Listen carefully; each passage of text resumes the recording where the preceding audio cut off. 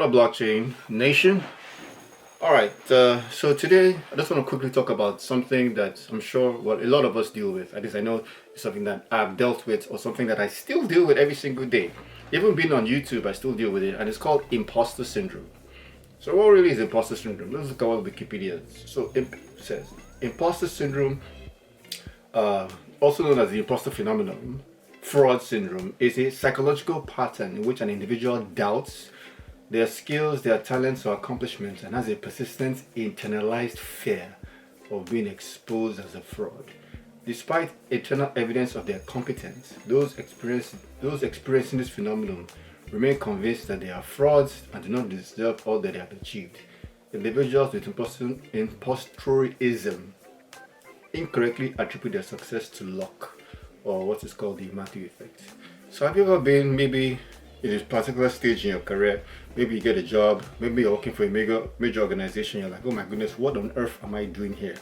I mean, I feel that. So for all of you out there, or those out there who have all figured out and feel like they have a full grasp of what they're doing, and they attributed all their success, and they don't deal with by their own skills or by their own know-how, and they don't deal with this, then that's fine, you're good. But for us that actually suffer from this, and actually something that I have dealt with, or that I still deal with every single day, even on YouTube, sometimes I wonder, really, what do I really know about this topic? And I almost feel like a fraud. Yeah, so if that's you, then I think some of the things I'm going to share hopefully will help. And yeah, so that's really what imposter syndrome is. So I'll just go into details. Something I read in the New York magazine, I think it was in the New York Times, I forget, I'll put a link below, and talks about really what the details or the dealings or the effects of being or having imposter syndrome. The first thing is that you just feel like a fraud. Imagine you have a top level executive at a bank or at an institution and you almost feel like, why am I here? How did I get here? Maybe I was here by luck. Maybe I just happened to know the right people and I just happened to stumble here. So the first thing is that you feel like a fraud. You feel like, I don't really deserve this accolade. Maybe you just got a major promotion. Maybe a headhunter reached out to you and you just landed the role at a major institution, maybe a Fortune 500 company, maybe even a FANG company. And you're like, what on earth am I doing here? So that's the first thing. It says you feel like a fraud. The second thing is kind of like you devalue your worth.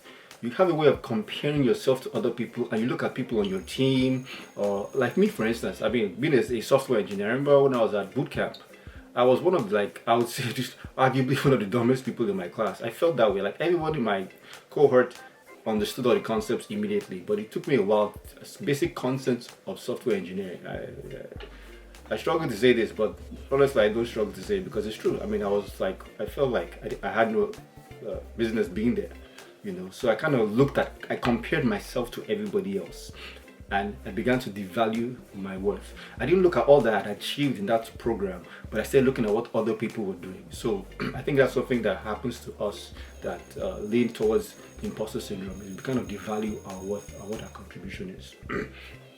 And the third thing is similar, is you undermine your experience and your expertise. You forget that you built a career, even if you're just out of college.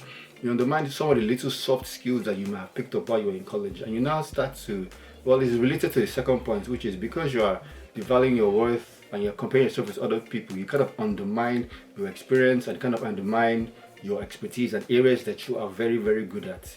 And that's where you start to second guess yourself and doubt yourself, and you feel like an imposter, you feel like a fraud. So those are kind of the effects of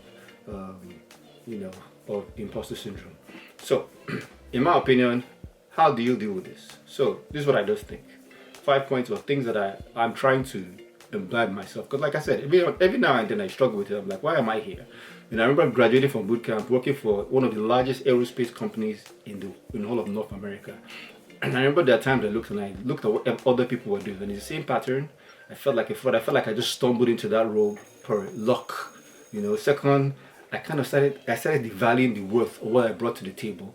And then looking at comparing myself with the rest of my colleagues, I started to undermine my experience and my own expertise.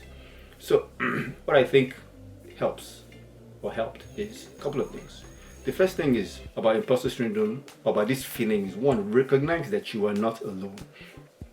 Even the so-called brainiacs, the experts, if they really admit it, everybody deals with this from time to time. Even if you are so skilled in your job there might be sometimes a new challenge, unless you're just cruising and you're maybe what you're doing doesn't challenge you and you're pretty much doing the same thing over and over and over again. But if you are in an area that challenges you, that you have to apply some kind of creativity or some initiative, every now and then you'll be stumped. Everybody gets stumped. So recognize that you are not alone. That just even when you walk into a meeting that people that quote unquote the most intelligent people in the world, everyone kind of in one way, if you really admit it, has that kind of worry. So if one is first to realize that you're not alone. The second thing I realized about dealing with imposter syndrome that works for me is it's asking a lot of questions, a lot of clarifying questions. Because like I said, nobody knows everything. And so if somebody asks me a question that's something that I feel is going to stump me, I would ask a lot of clarifying questions. I sometimes respond to a question with a question. So how you going to go about solving this? I don't know, whatever it is. Somebody asks me a question. I'm like, okay. I answer with another question. Okay, so what is it that you want me to do? Clarifying questions. So ask clarifying questions. Because in asking those questions, it kind of opens up your creative genes or your creative juices, in my opinion. Third is speak up. There's a book by Mel Robbins called The 5-Second Rule. She talked about an incident whereby there's a lady in the boardroom, and I'm sure it happens to a lot of us, and you have an idea, you have something you want to say, something you want to contribute to a meeting, for example, and you're worried about your idea might sound dumb. And 5 seconds, while you're deliberating, should I ask this, should I say this? Somebody says the exact same thing that you've struggled with for so long, and you're like, no, I should have just asked that. So speak up. That's it. Yeah, I realized that. I had a boss one time, and this person she wasn't the smartest person, but she was extremely vocal. And sometimes her being vocal and her confidence, even if she wasn't right about something, a lot of people would be like, because she was so vocal and so confident. So I don't know, it's a mind trick that we play with as human beings. You not start to worry and start to second guess yourself. Anyway, speak up. That's what I realized. Just speak. If it comes to your mind, just say it. Well, what's the word? Say it. Anyways. Fourth is realize that everybody is an imposter. In other words, no one knows everything. I don't care who you are, you will not know or you cannot know everything. Even the great almighty Elon Musk was stumped at rocket science or building rockets for a while. And he asked questions, the same thing, to one of some of the best engineers in the world. So realize that everybody is an imposter. Because no one knows everything. You should realize that, right? And lastly, stop worrying about what people think about you. I think that was one of the most important things. We worry and second guess because we worry about what people think. So what even if I landed a role by luck? Yeah, that means I'm a lucky person, quote unquote. Why do I care what people think? Because sometimes we worry that, people think that I don't know what I'm doing. Who cares what people think? But people's opinions will never ever pay our bills. Why do we worry about what other people think? So I think that's the last one, very important one. Stop worrying about what other people think. I'll leave you with this. Same from this article, I read about Tina Fey, very, very famous actor. She says the beauty of the imposter syndrome is that you vacillate between extreme egomania and a complete feeling of, I'm afraid, oh my God, they are onto me. Tina Fey, very, very popular actress, and she's something she said about imposter syndrome. I'll read two more. Second one was by Maya Angelou, prize-winning author. Maya Angelou, she once said after her 11th book, every time she wrote another one, she think to herself, wow, they are going to find out that I have been running a game on everyone. After 11 successful books, she was still had that fear, that uncertainty of being sought out, and that she was just lucky in all her success. Maya Angelou. And the last one is Michelle Obama. The former First Lady has spoken and written about how, as a young woman, she used to be awake at night, asking herself, am I too loud? Am I too much?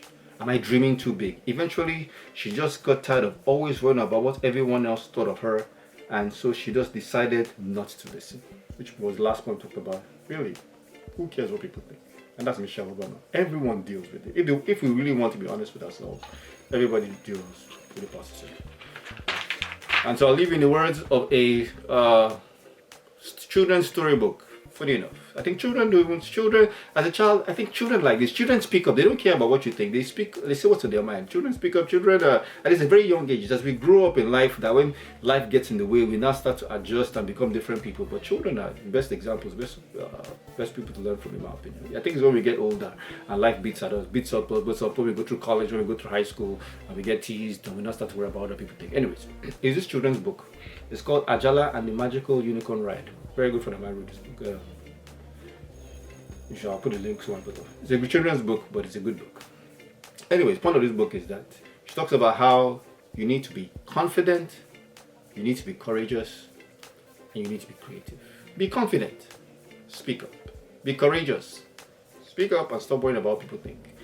And understand that as human beings that we are creative. So ask all those clarifying questions that help to spark our creativity. So that is all I have today. My wish for you is that you believe in yourself. Because it's true believers that will ultimately change the world.